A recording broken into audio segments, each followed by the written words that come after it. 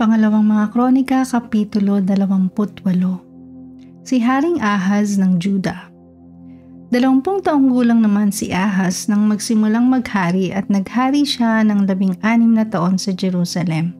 Hindi siya tumulad sa mga ginawa ng kanyang ninunong si David at dahil dito'y hindi siya naging kalugod-lugod sa paningin ni Yahweh. Sa halip ay sinundan niya ay ang mga halimbawa ng mga hari ng Israel. Nagpagawa siya ng mga metal na ribulto ni Baal. Nagsunog siya ng insenso at nag-alay ng mga handog na susunugin sa libis ng Ben Hinnom. Inihandog din niya ang kanyang mga anak na lalaki at sinunog doon tulad ng mga karumal-dumal na kaugalian ng mga bansang pinalayas ni Yahweh nang dumating ang Israel sa lupain. Naghandog siya at nagsunog ng insenso sa mga dambanang pagano, sa mga borol at sa bawat lilim ng mga punong kahoy. Digmaan laban sa Syria at Israel. Dahil dito, pinatalo siya ni Yahweh na kanyang Diyos sa hari ng Syria. Maraming mamamayan ng Juda ang binihag nito at dinala sa Damasco. Nilusob din siya ng hari ng Israel at halos naubos ang kanyang hukbo. Sa loob lamang ng isang araw ay may 120,000 kawal ng Juda ang napatay ng mga Israelita sa pamumuno ni Haring Pekah na anak ni Remalias. Nangyari sa kanila iyon sapagkat itinakwil nila si Yahweh ang Diyos ng kanilang mga ninuno, pati ang prinsipeng si Maasiyas, si Azrikam na tagapamahala ng palasyo at si Elkanah na kanang kamay ng hari na napatay ni Zikri, isang mandirigmang taga-Ephraim. Pagkapat kamag-anak ng mga taga-Israel ang mga taga-Juda, 200,000 kababaihan at mga batang babae at lalaki ng Juda ang binihag nila at dinala sa Samaria. Marami rin silang sinamsam na kayamanan. Si Propeta Oded.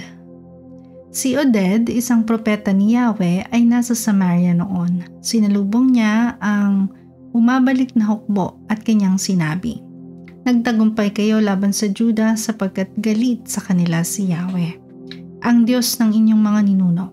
Ngunit pinuksan ninyo sila dahil sa abot.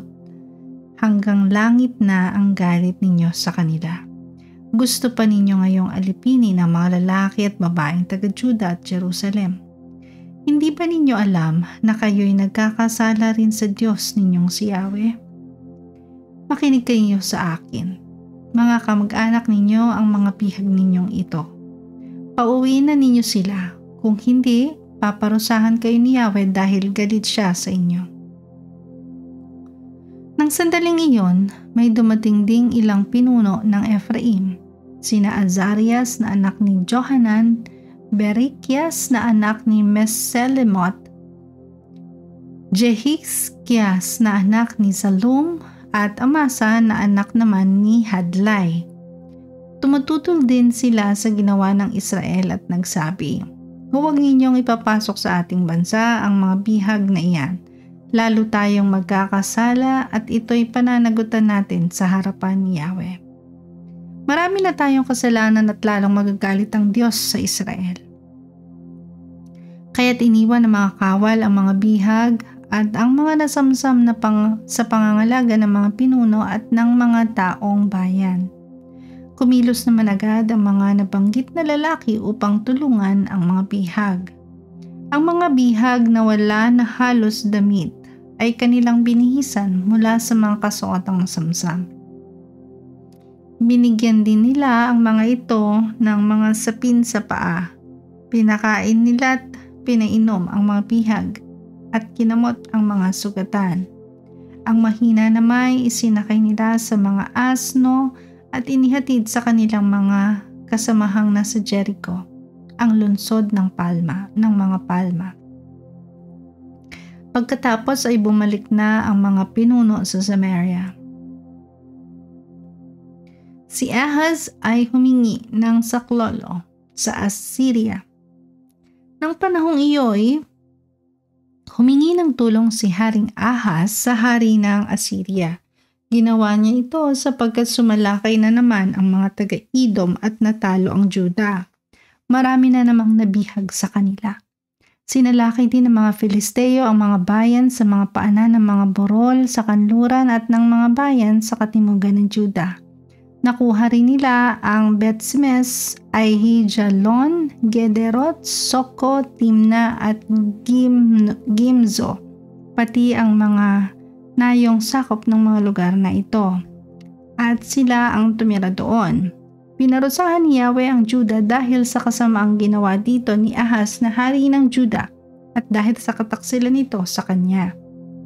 Sa halip na tumulong, kinalaban at ginulo pa ni Tiglat-Pileser na hari ng Assyria si Ahaz. Kaya't kinuha ni Haring Ahaz ang mga kayamanan sa templo at sa palasyo ng hari, sa bahay ng mga opisyal at ibinigay sa hari ng Assyria. Ngunit hindi rin nakatulong sa kanya ang ginawa niyang ito. Ang mga kasalanan ni Ahaz. Lalong nagkasala laban kay Yahweh si Haring Ahaz sa panahon ng kanyang kagipitan. Naghandog siya sa mga Diyos-Diyosan sa Damasco, ang bansang tumalo sa kanya.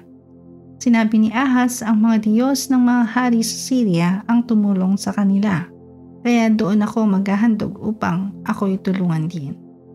Ito ang nagpabagsak sa kanya at sa bayang Israel.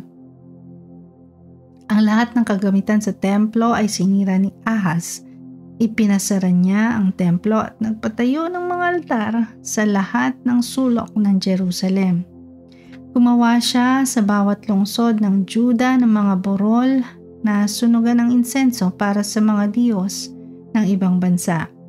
Dahil dito'y lalong nagalit sa kanya si Yahweh, ang Diyos ng kanyang mga ninuno. Ang lahat ng nangyari sa pamamahala ni Ahaz at ang kanyang mga ginawa mula sa pasimula hanggang wakas ay nakasulat sa kasaysayan ng mga hari ng Juda at Israel. Namatay siya tinilibing sa Jerusalem, ngunit hindi isinama sa libingan ng mga hari ng Juda. Umalili sa kanya bilang hari ang anak niyang si Ezekias.